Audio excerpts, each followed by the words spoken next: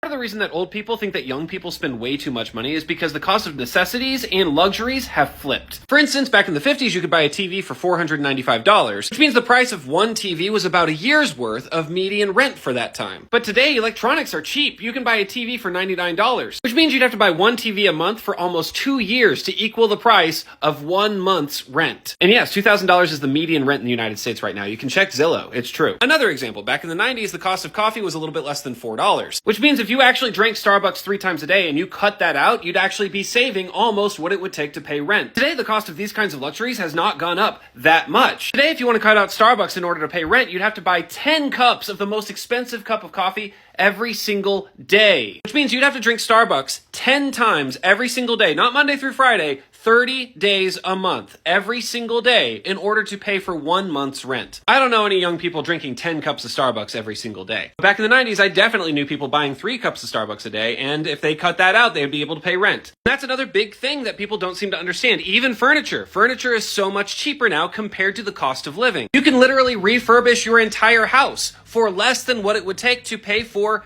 a month's rent. So when old people see younger people buying things that are considered luxury items today, what they don't understand is these young people are just trying to find some semblance of happiness in their chaotic and expensive lives. They don't have a spending problem because it quite literally doesn't matter if they buy 1 cup of Starbucks a day. That's not going to change their financial situation. Luxuries are so much cheaper now. It's the cost of living that's expensive.